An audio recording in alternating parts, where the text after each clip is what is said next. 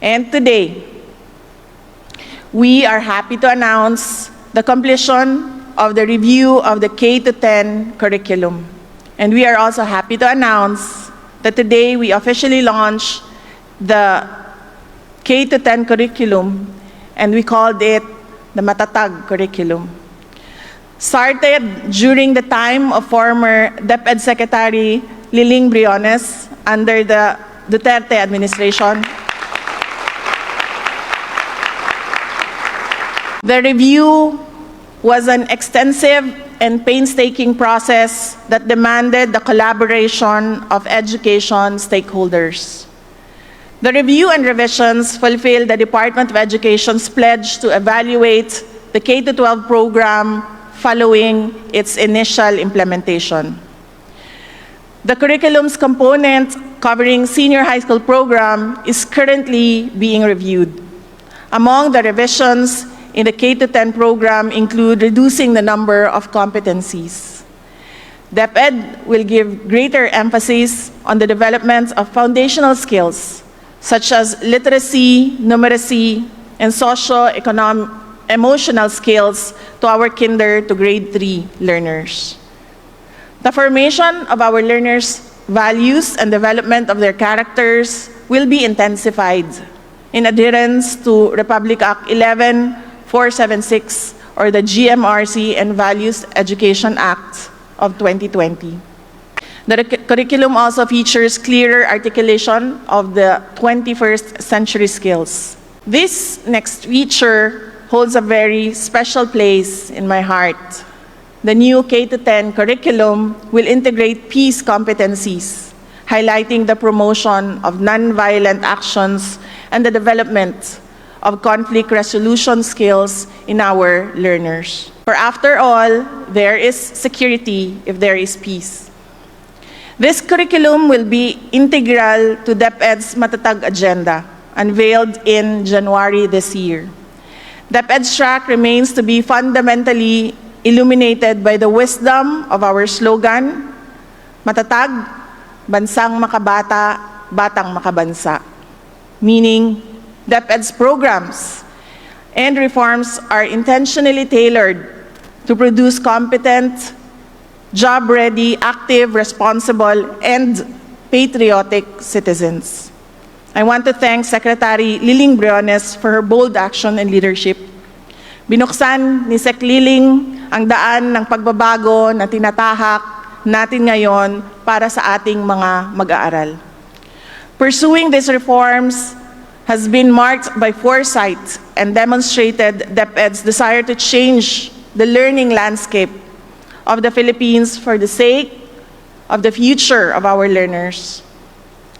Let me emphasize that the new curriculum is a labor of love between the Department of Education and international and local academics, the private sector, government agencies, and education stakeholders. It is designed to help improve the learning outcomes of our children and help them succeed in life. We are optimistic that this will provide our children with a meaningful learning experience that will boost their intelligence, improve their knowledge, enhance their skills and talents, and prepare them to become well-rounded, mature individuals. Allow me please to elaborate and walk you through the MATATAG curriculum, which is now at the heart of the Department of Education. MA stands for Makabagong Curriculum na Napapanahon. The knowledge that we are offering our learners should be relevant, and the skills being developed are applicable and responsive to the demands of a world that constantly evolves. But while doing this, our MATATAG curriculum will reintroduce the basic foundation of education to our learners, the literacy and numeracy competencies. The MATATAG curriculum will ensure that in our schools, learners will master their literacy and numeracy skills. But we also hope that in their homes, our young learners will get additional coaching and teaching from the adult members of the household. We encourage families to revive the culture of coaching at home to complement our school-based efforts. Ta stands for talino na mula sa isip at puso. It is important that our learners are mentally prepared to face the challenges of the world, and equally important that they are also emotionally ready to navigate its complexities. We shall promote a balance between intelligence of the mind and maturity of the heart. Our progressive and holistic approach to education fosters creativity, critical thinking, problem solving, collaboration, adaptability, and digital and media literacy. These are essential skills needed to thrive and succeed in a contemporary society. However, we understand that genuine and lasting wisdom is a matter of the heart. We shall cultivate in the hearts of our learners the values necessary for developing their characters so that they become responsible, compassionate, and better individuals. Ta stands for tapang na humarap sa anuman ang hamon sa buhay. We will harness our deep sense of identity as Filipinos in facing uncertainties and adversities as a nation. From this streams our courage and strength, resilience, and readiness to unite with other Filipinos to take on any challenges that demand collective actions. Additionally, from this, we hope to witness our learners grow into patriotic citizens. G stands for Galing ng Pilipino, Nangingibabaw sa Mundo. We aim to produce learners who are ready and equipped with the necessary knowledge and skills needed for them to shine on the competitive world stage. The Filipino diaspora is characterized by various realities. But ultimately, Filipinos would always find a way, not only to fit in, but also to claim the spotlight of excellence, inspiring national pride. Meanwhile, the MATATAG curriculum will be brought to all Filipino learners.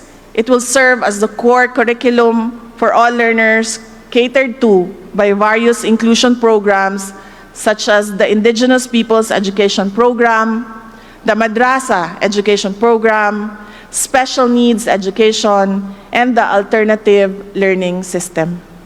Today, we officially introduce the MATATAG curriculum to you. It is a significant leap towards a better, more promising future for our learners. It offers a glowing promise in our campaign to improve the country's basic education as it brings to life our dreams and aspirations for our learners and our country. But it demands the extraordinary dedication, commitment, support, and resolve of our education stakeholders. I call on all teachers and all school officials across the country to ensure the efficient and effective implementation of the program. Let the MATATAG curriculum become a testament to our faith, love, hard work, and hope for our children's future. Together, let us embrace this transformative change for our children, for their future. Let me just thank the curriculum and teaching strand of the Department of Education for the sleepless nights,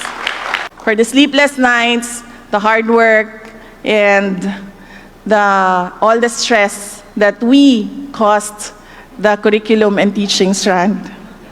Sa totoo lang po, alam niyo po, in ASEAN, the Association of Southeast Asian Nations, there are only 3 education ministers that do not come from the education sector. Ako, Singapore, who is a military officer, and Malaysia, who is a politician as well. And I heard that Indonesia is a businessman, but I do not know if he has an education background. But alam ko 3 lang kami sa ASEAN na hindi galing sa education sector. And